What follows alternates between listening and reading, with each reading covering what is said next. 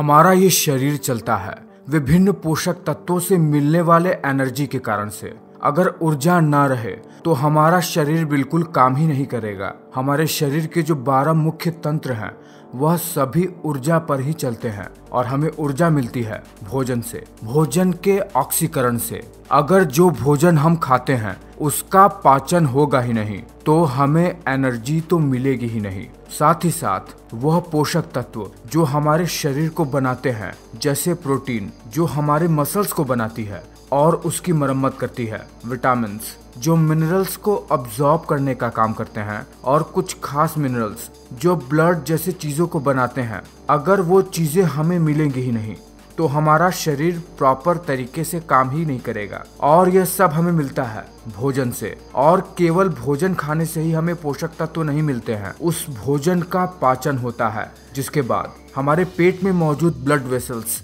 भोजन में मौजूद उन पोषक तत्वों को अवशोषित कर शरीर के विभिन्न भागों में पहुंचा देते हैं, तभी हमें पोषक तत्व मिलते हैं। तो अगर अब तक आप यह बात जानते ही नहीं हैं कि भोजन पचता कैसे है, आखिर जो खाना हम खाते हैं वो पचता कैसे है, तो अब तक आपका जीवन एक मामले में अधूरा ही है, क्योंकि यह बात आपको पता ही नहीं है कि आपका शरीर चल कैसे रहा है, आखिर शरीर में ऊर्जा का संचरण होता कैसे है। तो बिना समय गवाए, बिना फालतू की बात किए हुए आपको तुरंत बताते हैं कि हमारे शरीर में भोजन पचता कैसे है। जैसे ही जब हम अपने फूड को मुंह में डालते हैं, हमारे खाने में हमारा सलाइवा मिल जाता है और दांत भोजन को कई सारे छोटे छोटे टुकड़ों में तोड़ने का काम करता है। यह सबसे महत्वपूर्ण काम होता है, क्योंकि खाना पचने के लिए यह जरूरी होता है कि भोजन को जितना हो सके उतने छोटे छोटे टुकड़ों में तोड़ दिया जाए।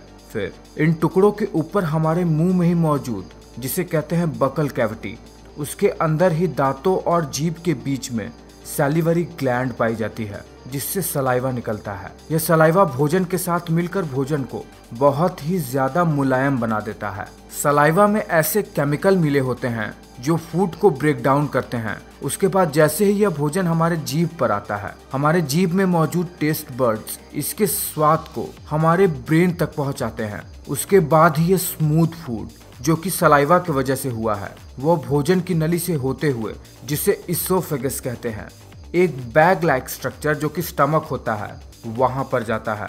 और जैसे ही भोजन स्टमक में जाता है, वहां से शुरू होता है भोजन का असली पाचन। पर खास बात यह है कि जब हमारा भोजन हमारे भोजन नली से हमारे पेट की तरफ जाता है, तब यह एक खास प्रकार की मूवमेंट, जिसे पेरिस्टालसिस कहते हैं, उस मूवमेंट के तहत हमारे पेट में जाता है, जिसमें होता यह है कि नली अपने आप को सिकोड़ती है और फैलाती है, जिसकी वजह से फूड आसानी से पेट की तरफ चला जाता है। जैसे ही भोजन स्टमक में पहुंचता है, स्टमक इस फूड को अपने इनर लाइनिंग से निकलने वाले gastric digestive juice, hydrochloric acid और म्यूकस के साथ बिल्कुल मथ देता है, यानी मिला देता है, जिसमें से मुख्यतः एंजाइम फूड में से प्रोटीन को अलग कर देते हैं। वही हाइड्रोक्लोरिक एसिड भोजन को बहुत ही छोटे छोटे टुकड़ों में बांट देता है। वही म्यूकस एक चिपचिपा पदार्थ जो कि हमारे स्टमक से ही निकलता है और फूड में जाके मिल जाता है, वो हमारे स्टमक के दीवार को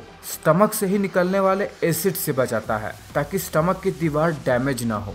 स्टमक में से निकलने वाले हाइड्रोक्लोरिक एसिड की वजह से पेट में मौजूद और फूड में मौजूद कुछ हानिकारक बैक्टीरिया हमारे पेट में ही मर जाते हैं, जिससे बैक्टीरिया हमारे शरीर को बहुत ज्यादा डैमेज नहीं पहुंचा पाते हैं। अगर आप इस चित्र को ध्यान से देख पा रहे हैं तो आप देख रहे हैं कि स्टमक से जुड़ा हुआ है हमारा स्मॉल इंटेस्टाइन, यानी हमारी छोटी आंत, हमारा फूड जो कि पेट में ही मौजूद कई सारे डाइजेस्टिव गैस्ट्रिक जूस के साथ मिल जाता है। उसके बाद इसमें मिले हुए मिक्स मटेरियल को काइम कहा जाता है, और यह काइम अब स्टमक से स्मॉल इंटेस्टाइन की तरफ बढ़ने लगता है। इस पूरे प्रोसेस में लगभग 2 घंटे का समय लगता है, जो कि अलग अलग फूड पर निर्भर करता है। जैसे ही ये भोजन स्टमक से छोटी आंत की तरफ बढ़ता है, इसमें और भी कई तरीके के केमिकल रिएक्शन होने लगते हैं। हमारी छोटी आंत लगभग 7.5 मीटर तक लंबी होती है, जो कि बहुत ज्यादा कॉइल्ड स्ट्रक्चर होता है, यानी बहुत ही कॉम्प्लेक्स कॉइल्ड स्ट्रक्चर होता है हमारी छोटी आंत का।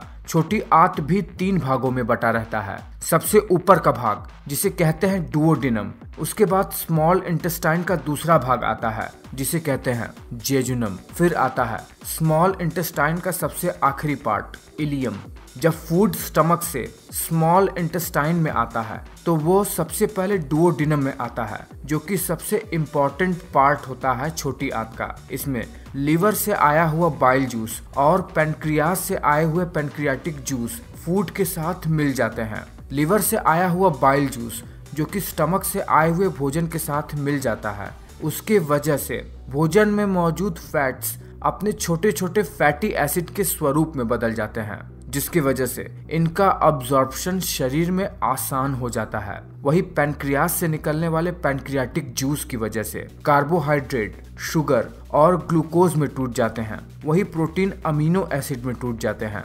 अब जब इन जूस की मदद से भोजन में पाए जाने वाले महत्वपूर्ण पोषक तत्व अपने छोटे छोटे स्वरूप में आ जाते हैं, तो इसके कारण से छोटी आंत से यह ब्लड स्ट्रीम में अब्सॉर्ब होने के लिए तैयार हो जाते हैं। छोटी आंत के दूसरे हिस्से जेजुनम में पहुंचते ही छोटी आंत के दीवार पर मौजूद छोटी छोटी फिंगर लाइक स्ट्रक्चर जिसे विलीज कहते हैं, उनमें मौजूद छोटी छोटी ब्लड कैपिलरी में इन पोषक तत्वों का अब्जॉर्प्शन शुरू हो जाता है और यह प्रोटीन, कार्बोहाइड्रेट और फैट जैसे चीजें अब ब्लड वेसल में जाकर पूरे शरीर के विभिन्न अंगों में और शरीर के बाकी के अंगों में पहुंचने लगते हैं। धीरे धीरे इनका पाचन होते ही ये भोजन छोटी आंत के तीसरे हिस्से इलियम में पहुंच जाते हैं, जहां पर इन भोजन में मौजूद मिनरल्स का भी अब्जॉर्प्शन शुरू हो जाता है, जहां से हड्डियों वाले और खून जैसे चीजों को बनाने वाले खनिज तत्व शरीर के विभिन्न भागों में पहुंच जाते हैं। इतना सब होने के बाद भोजन छोटी आंत से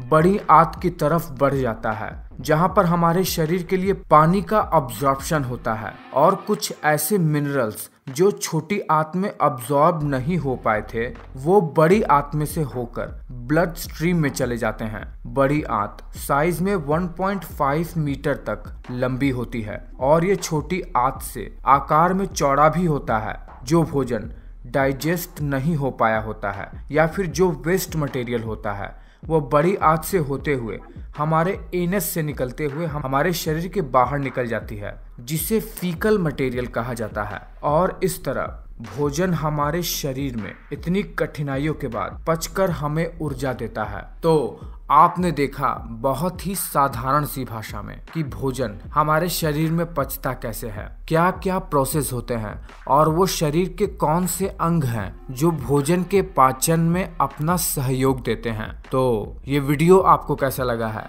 आपको ये जानकारी कैसी लगी है? अगर ये बात आप पहले से ही जानते हैं और आपको इसके बारे में और भी ज्यादा कुछ पता है तो ये बात मुझे नीचे कमेंट करके जरूर बताइएगा। बिल्कुल भी हिचकिएगा मत, मैं ये बात जानना चाहता हूँ। और वीडियो अच्छा लगा है तो